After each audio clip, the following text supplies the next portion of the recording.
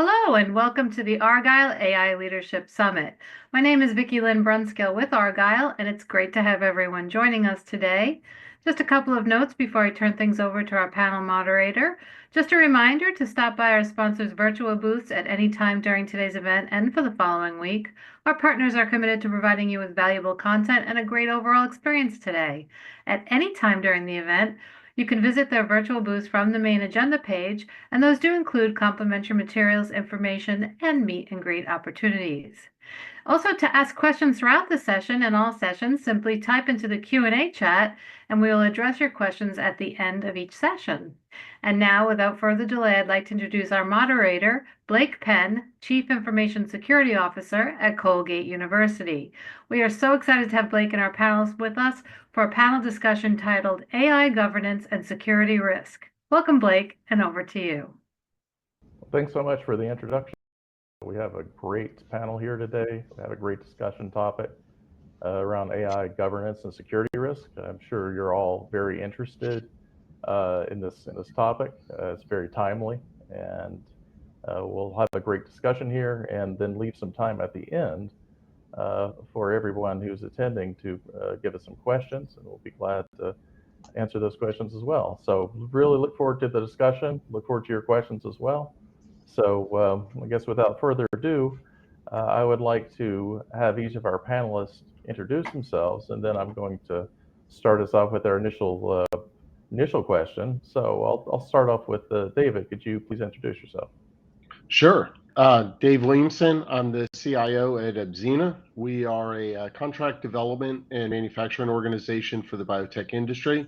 I've spent my career in life sciences, and thanking everyone for joining, and great to be a part of the panel. Thanks, David. And now over to you, Scott. Good morning, good afternoon, everyone. My name is Scott Lashway. I'm a partner at the law firm of Mintz. I'm in Boston, and I co-chair our cybersecurity and data privacy practice. My bend on this topic is from that bias. Oh, sounds good, Scott. Thanks so much. And finally to you, Paula. Hi, my name is Paula Crowell. I'm the CIO for LA County Sanitation Districts. Our mission is to convert waste into resources. So we handle several wastewater treatment facilities and all of the infrastructure, as well as solid waste, recycling and turning that into energy.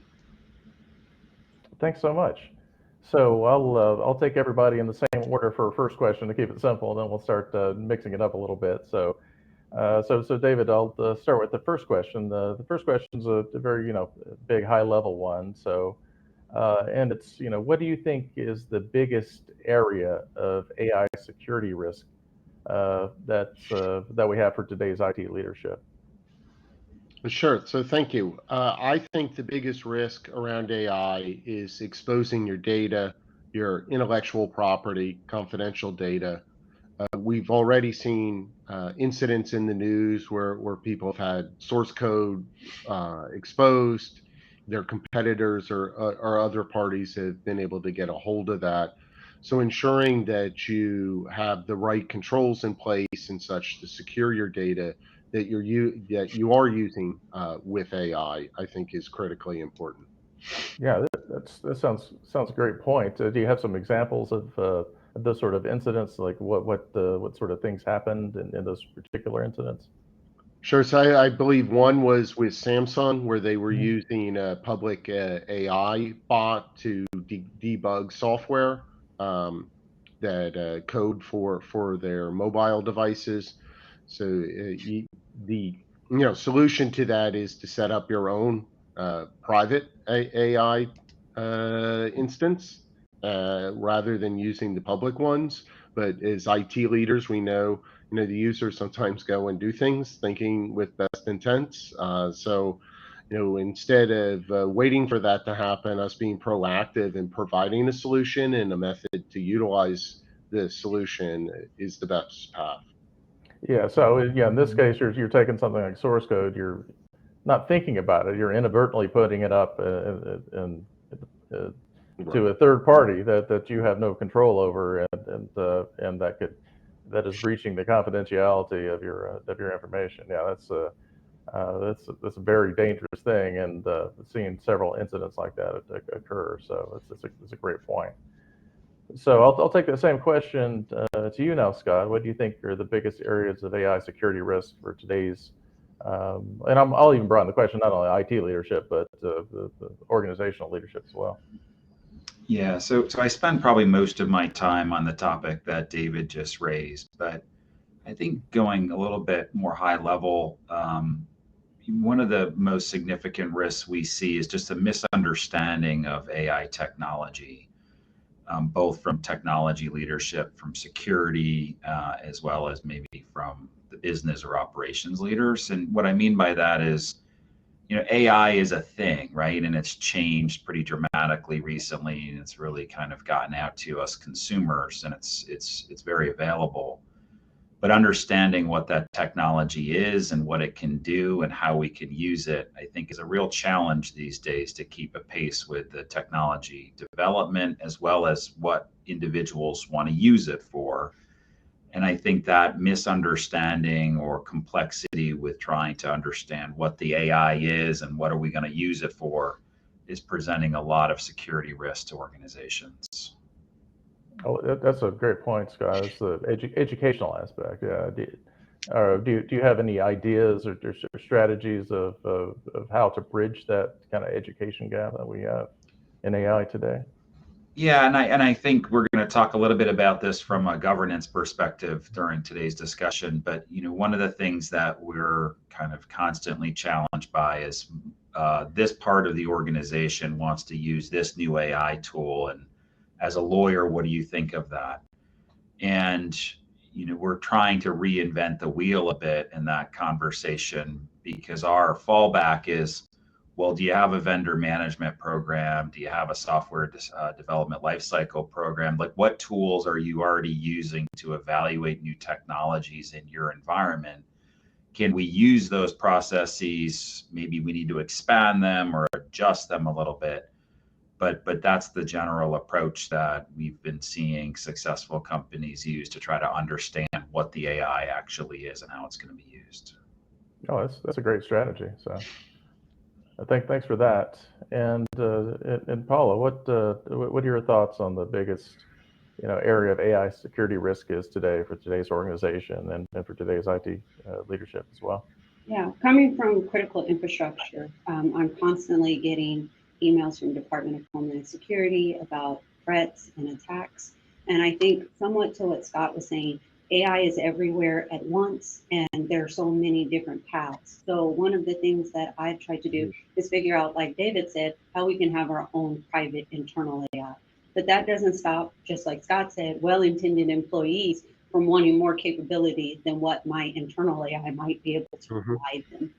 And I think I'm in meetings about once a week with vendors telling people AI can solve this complex business problem, right? And so what I typically say is, let's define what we're talking about. Are we talking about true AI? Are we talking about machine learning? Are we talking about statistical analysis to determine trends? And so many times the users aren't clued into that nuance, right? So like Scott's saying, education is a really big point to getting AI to be able to be part of your organization.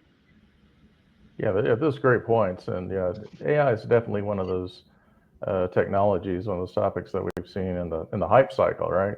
As we've seen other things as well. But it's a real thing too. So there's a tremendous amount of progress in AI today and adoption even, and people using it for very useful things. But when you have a confluence of those two things, a huge hype cycle for a particular technology like that, and it's not just vaporware; it's actually happening. Then it becomes extra important to pull apart the myth from the reality, right? So those are fantastic points y'all had. So I'll move to the kind of next question here. So we'll start with Scott here, who kind of brought it up already. So how has AI changed the way that organizations manage governance? And so I guess a two-part question. How can organizations create policies that everybody can understand and follow that relate to AI? Yeah, and so these are two really big topics, and maybe I'll start with the first one. So how has AI changed the way organizations manage this risk? So, historically, if you were an employee of a company, the technology that was made available to you was something that came from the organization. So you'd look to the technology group or the IT group to say, okay, what are the applications I should use? Where's my laptop when I show up for work the first day? With AI, especially some of the more consumer-friendly generative AI, that technology now it really is in the hands of the user, the employee, who can go out and get it themselves, or maybe even it's a feature on a company-approved application, and there might be a guardrail to say you're not supposed to use this. Right? It's right there in the app. You can use the AI button. And so I think one thing that organizations are having to do is to really take a broader view on what this risk is and how do we actually manage it. So we can't just look to the IT group anymore to say, well, you're solely responsible for managing the technology that we use at the organization. And that's a conversation we've been having about security now for years. But another example is sometimes people look to lawyers to help manage that risk. And we've had folks say to us, well, there's no such thing as an AI lawyer. It's brand new. And we say, no, it's not brand new. It's been around for decades. And so we need to understand kind of what experience comes from law that can help us manage this risk. And so just to speak to that for a second, since that's my bias on this discussion, the things that we look for are privacy. So can we use the data? Do we own the data that wants to be put in? What are the implications for using the data? It's not just personal information, but it's also proprietary information. Security, things like David mentioned about code and other proprietary technology, ownership rights that we don't want to expose to a third party who may be unknown to us. We look at intellectual property for, again, ownership rights, and are we helping someone else build technology? Do we have ownership rights in that? So those are three areas that we're looking for from law to help from a control function perspective. But we do need to get the broader organization engaged in what AI do we want to use, what's its value, and how can we use it. Yeah, those are great points, and there's obviously a lot to the governance aspect of this for sure. And I've kind of reminded of the shadow IT issue here that IT has been talking about for a couple decades now. That once these things become everything is on the web and everything's a service, then users can just go directly, kind of go around the central IT functions and governance structures. So bringing that into the AI world is a really important concept. So I'll ask Paulo, what do you think about the governance challenges and how AI is changing that from your perspective? Yeah, I agree with Scott a lot about the conundrum that we're in on who's supposed to decide what your compliance structure is or what controls you have. Is it legal? Is it IT? Is it a different business unit who wants to use the technology? And I think that I tell myself a lot of times, IT cannot be an ostrich. We can't stick our head in the sand and say it's a security risk, don't use it. If we do, the trends show that the users will find a way, right?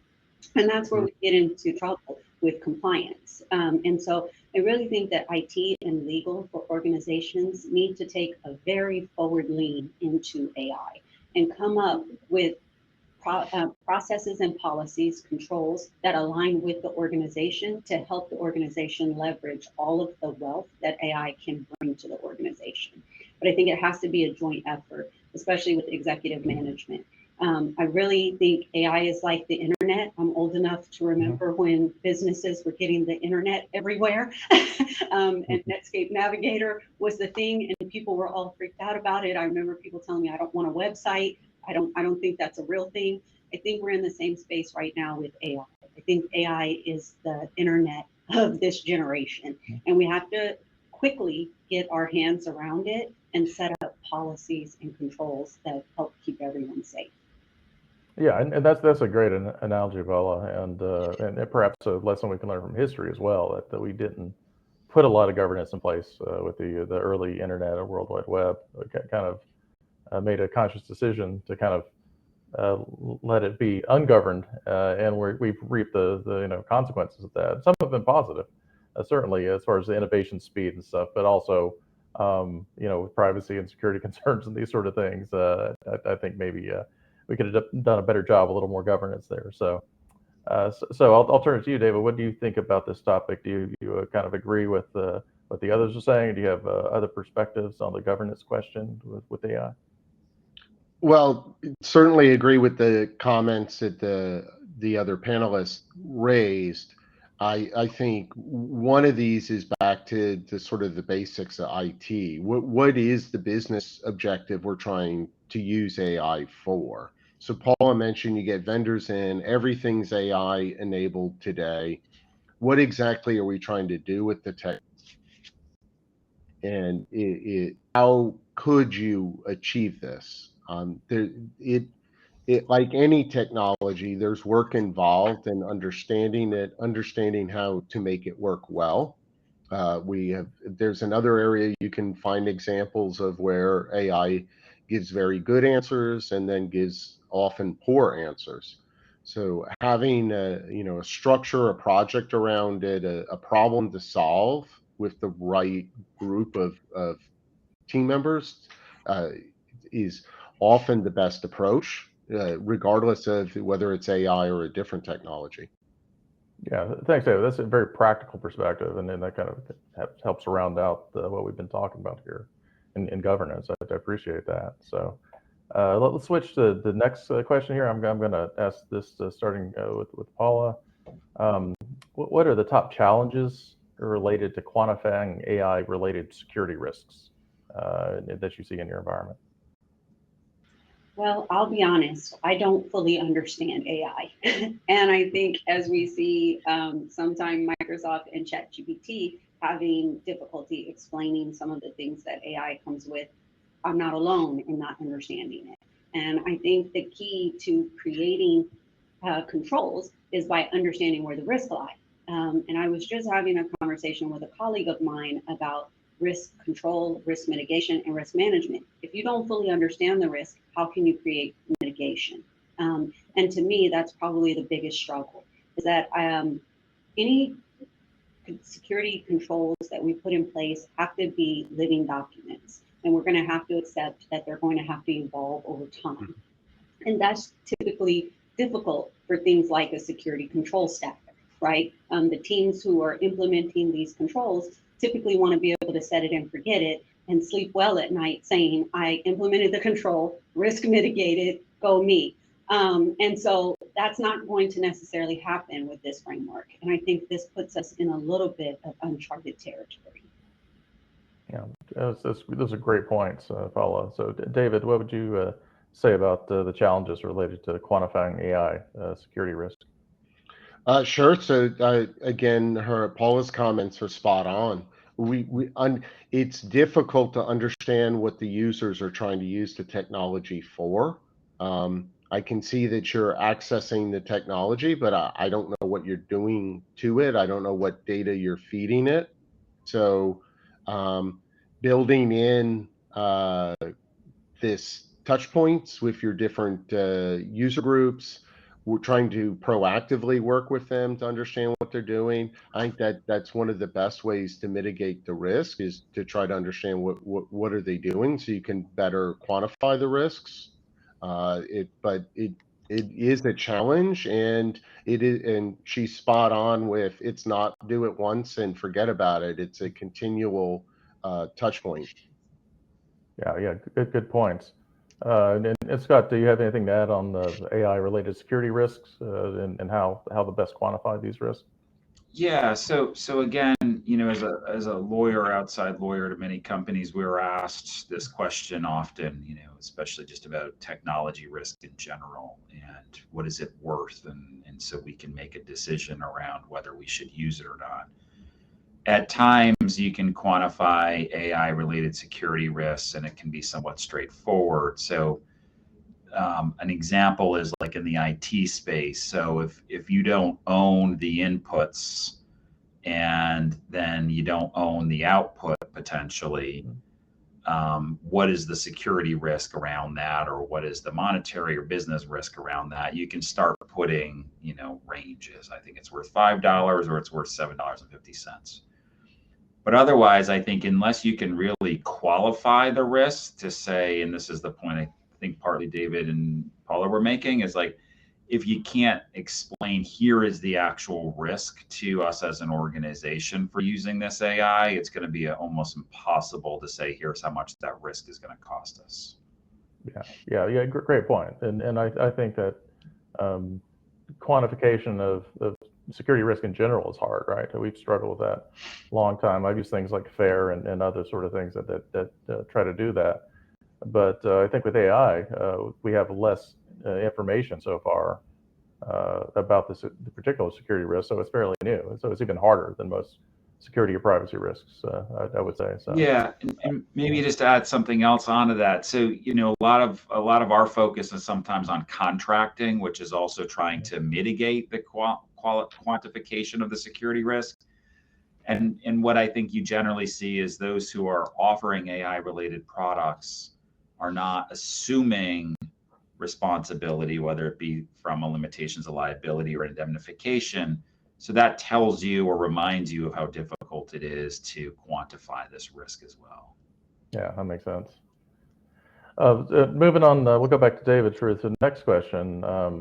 What sort of strategy and technology gaps do you think that make it hard to comply with AI governance policies across an enterprise? So gaps that are strategic, or gaps that are technological, that make it more difficult for everyone to comply with AI policies. Well, we've touched upon many of the points previously in the discussion. So having the controls in place at a global level as to what data AI you could use with the AI solution, who can interact with it.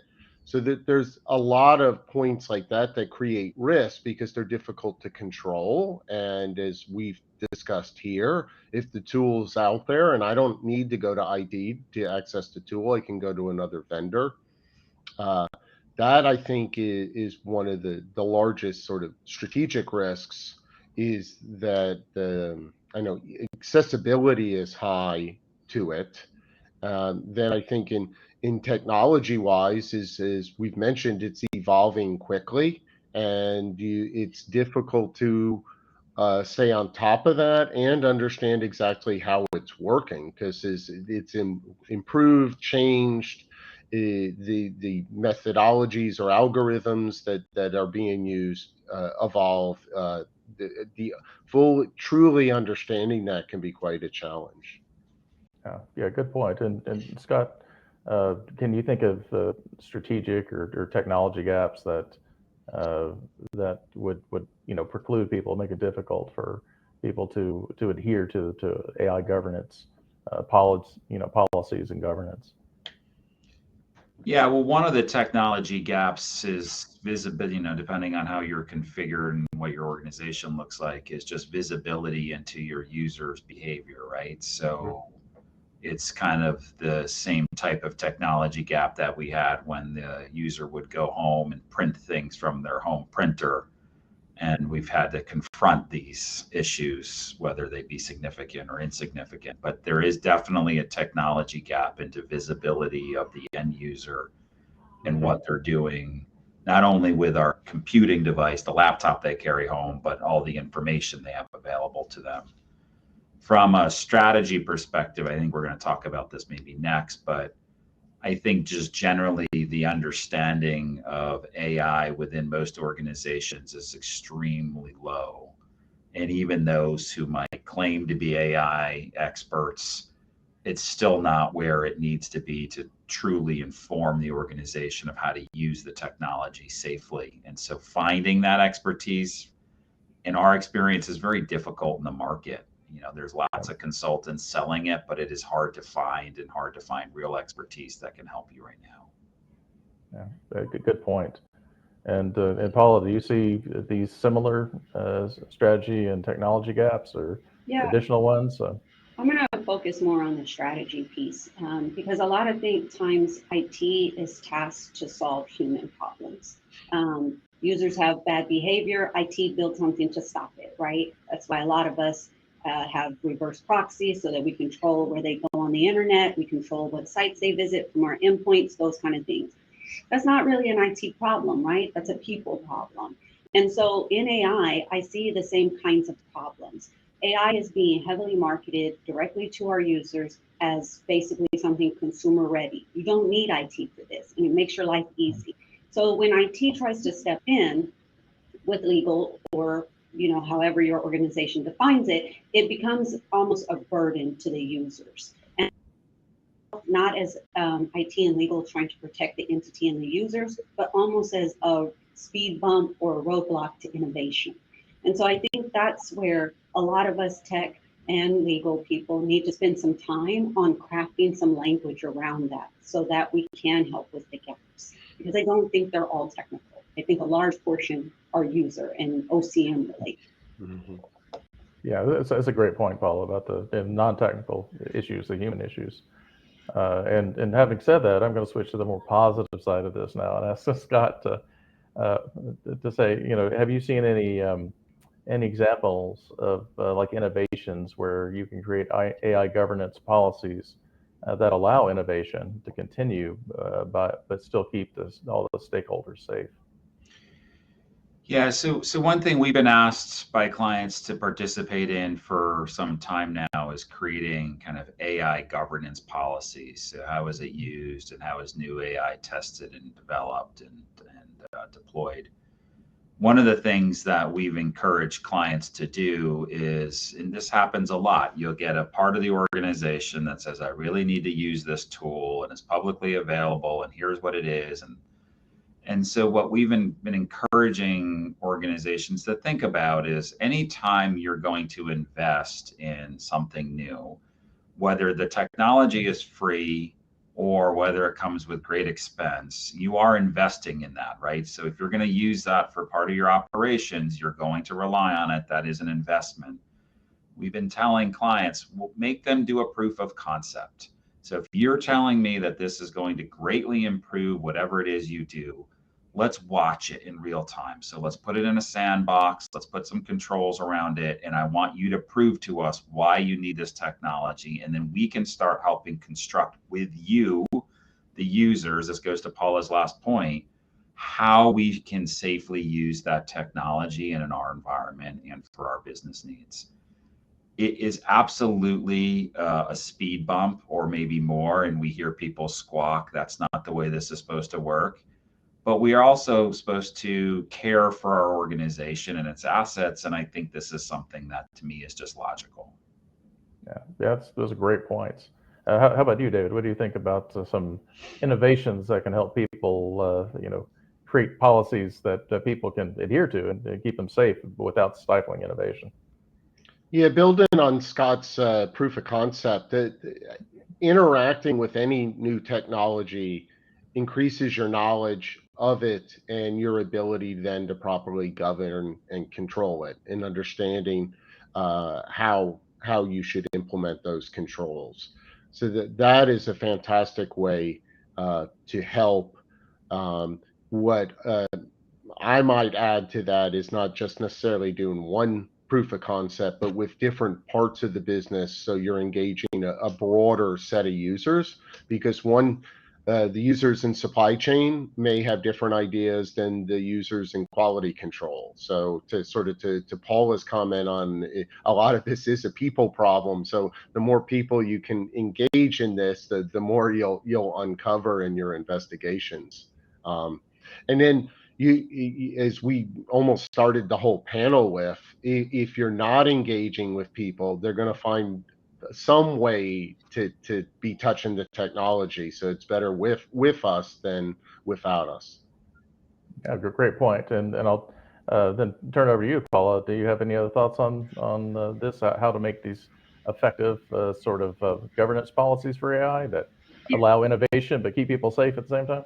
So some of this is not new. Again, right? We've seen innovative technology come to our organizations before, and so one of the things that I lean on is creating cross-functional stakeholder groups to decide how we're going to adopt new technology. And it has a big focus on education on the technology, making them aware of the risk. And because it's cross-functional, that helps limit some of these groups from breaking off, because every unit in the business is part of this team.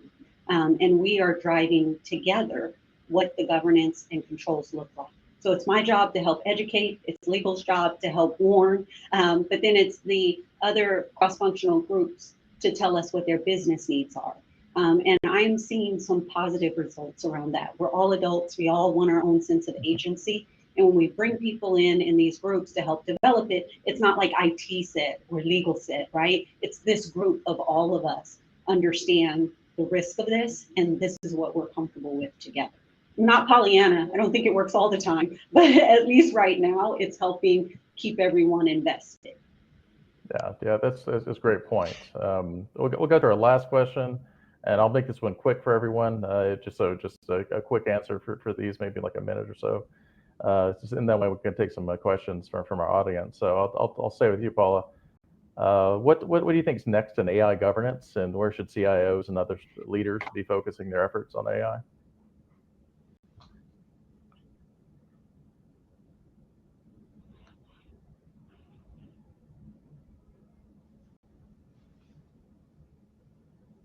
Paul, your Can't microphone. hear her. Yeah, I don't think we're getting audio here. Sorry about that. Saying the first thing is to build it, right? To start somewhere with some baseline of governance and make sure that your organization understands that these policies and this framework is going to evolve over time. And then hopefully 10 years from now, we're not even talking about this anymore, right? It's just blended seamlessly into the tech stack. Yeah, that's great. And you, David, where do you think AI is going next, and what we need to focus on? Well, it's probably a shorter list where it's not going. I think it will be, as Paul was attributing, interwoven in most everything. It really drives the level of efficiency, especially around mundane tasks. And I think her answer is excellent. It's going to happen. Embrace it, work with it, and it's going to grow and stretch in ways that we can't imagine at the moment. But let that innovation occur. Okay. Yeah, sounds good. And Scott, I'll leave the last comment to you. So. Yeah, and Paul, I think was spot on here, but just to take a different angle to the question, I think budget for AI development is something that's going to help guide where companies are going to be successful. So we continue to see companies to, want free technology, and with free technology comes often risk that is either difficult to quantify or qualify, like we spoke. So if you truly need state-of-the-art AI in your organization, then I think you're going to have to start budgeting for that. With that comes a whole process at most organizations. And so that's where we see kind of the next driving force around AI governance at most organizations. Yeah, great point. So we'll jump into the questions now. I'll let this be a little more chaotic. Anybody can jump in on these, so I don't have to call you. And you can talk amongst each other and myself. But I see a good one. Here. If there's a good one to start with, if anybody wants to jump in here. So one of our participants is asking, what do you see as the biggest challenges for CIOs in establishing and maintaining a robust AI governance framework? And I'll stop just a second with that question and say, maybe you should just put CIOs, because that kind of says that, oh, well, CIOs are in charge of doing that, which it may have a hand in, but I think it's much broader than that. So I would say, what do you see as the biggest challenges for executives, leaders, including CIOs, in establishing and maintaining a robust AI governance framework? I think we kind of talked about a lot of those, right? Is the CIO the right person? That would be my first question, right? Is the CIO the right person to have that kind of burden to establish that sort of framework, right? Most CIOs have a lot of other jobs too. and AI is a newer technology, the CIO just might not be the right subject matter expert to lead that. So I would, again, kind of lead people back to creating a user group internally in your organization, bringing in external resources from either the educational community who's been doing a lot, reach out to like one of your local universities. There's a great wealth of knowledge coming out of the universities on AI, and they can help inform your stakeholder group to drive what that framework looks like for you. I think it really has to be individual to each organization. It's not going to be one where I think we can copy and paste from my friend David. True. I don't think there's one leader in the organization who could shoulder the responsibility for that. It needs to be managed and probably at this time managed at the executive level, where the executive leadership team is discussing these issues and supporting each other in how the technology is being deployed and used. Yeah, good point.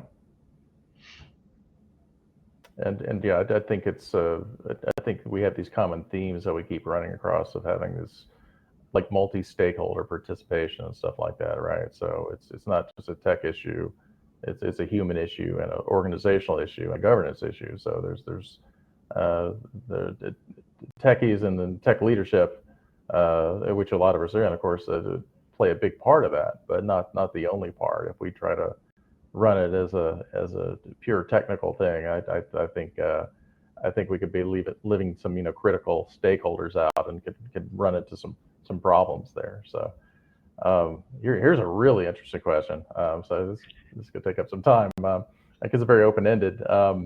So feel free to chime in here. One of our participants is asking, where do you see AI and AI security risks 10 years from now?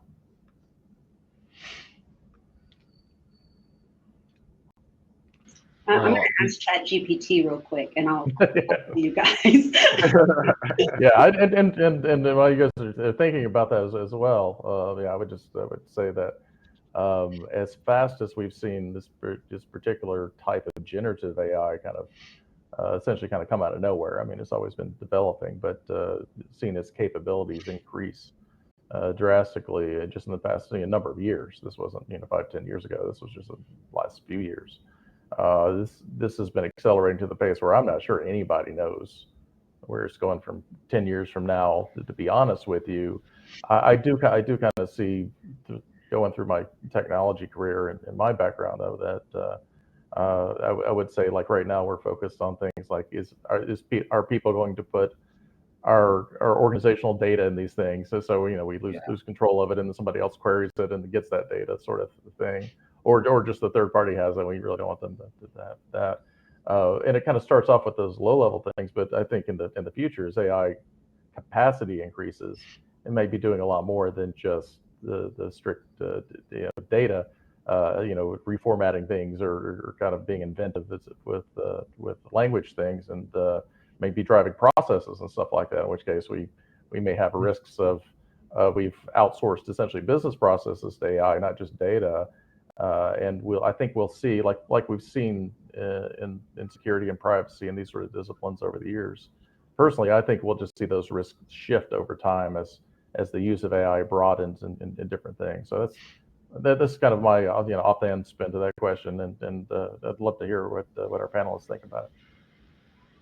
So yeah, I think you're correct, Blake. As the usage will expand, the understanding how you're using it. So in your case of where it's running a business process, your ability to thoroughly vet and test that is limited. You only have so many resources. So having the controls in place to understand when and how AI is being used is working, so you can intervene is needed. And some of that checks and balances will be driven by AI itself, where we'll have tools, for instance, to protect us from a cybersecurity perspective, while other third parties will be using it to try to break in. So it is difficult to guess how things would be in 10 years, but it will definitely be a pervasive technology. So, Blake, I was going to say something similar to what David said, but a little bit different, is that Right now, we have cybersecurity testing and frameworks. We teach users about phishing, things like that. Um, and I think that AI is going to make it hard for us to understand what is real. And to me, that's probably one of the biggest kind of security risks is being able to vet what is a threat versus a human versus a bot, right? Even in like the e-commerce space, we see these bots have now, overwhelmed ticketing systems because they're just taking up all of the resources. And I see that AI has that same potential if there's not some sort of common understanding and regulation. So one hope I have is that there will be some level of regulation around AI, because if we don't have an anchor to truth, that makes it very hard for everything. How can we trust the data coming out of AI? How can we make business decisions on something if we don't have that anchor? So I'm really hopeful that there's going to be some regulation coming soon that at least can identify when something was created or edited heavily by AI, so that us as mere humans, mere mortals, have a fighting chance at this. And that's, Scott, I'll let you weigh on this as well if you have any additional thoughts on it. So. Yeah, I mean, I think just to maybe give some illustrations of Paula's comment that AI has become already very difficult to detect, and so we've seen instances where companies have hired AI generated bots who were interviewing for jobs over video chat. They literally hired the person and it turned out to be a bot. We've joked that you have to get the person to turn around and show the back of their head because that's not what the bot's trained to do.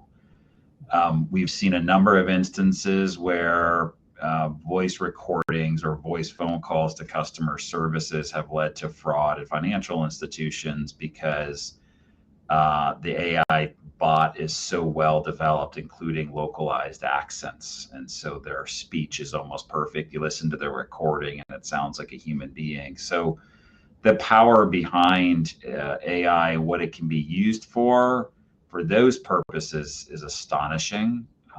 It's already there and it's only going to get better. So I agree with Paul on that. And from the cyber perspective and defenses and controls, was said earlier, there's not a day that goes by that you can't be paying attention to this and constantly evolving your controls to make sure that you're trying to detect and prevent that kind of fraud as well. Yeah, it's a great point, and Paula brings up great points about the legislation as well. I think I saw that Colorado was the first state to put some AI legislation out there, and I think we're probably going to see the same if history is any indicator. So there's a lot of exciting stuff happening here. We have several other questions we're not going to have time to get to because we need to wrap this up. I guess the one I will leave you with that we don't have time to answer is that somebody asked a question about the kind of the leadership of this as well, like who's best positioned in the organization to lead AI stuff. We can't answer that now. We don't have the time, but I think it's a great thing to think of. Like, we talked about some of the questions said, what does the CIO do? Well, CIO definitely has a role, but you also have a chief AI officer or something like that that's outside of IT that handles things that are ethical and legal and stuff, as well as the technological issues. Do you have a governance committees, et cetera? These are all great questions, and we'll have plenty to talk about for many years to come on this topic, I'm sure. So I want to thank our panel again, Paula and Scott and David. It's been a great discussion. Been great to discuss this topic with you all, and want to thank everybody for participating. You had great questions, and I hope you learned a lot in this panel discussion. Thank you so much. What a wonderful discussion. Thank you, Blake, Paula, Scott, and David for such an insightful and wonderful panel discussion. I also want to thank everyone for joining us today for this session.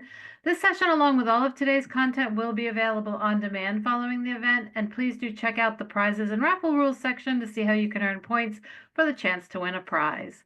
Our next session will begin at 12:25 p.m. Eastern Time, and that will be a thought leadership titled, "Are You Ready for Business AI?" Please click on the join button that will appear on your screen to be directed to that session, and we look forward to seeing you there.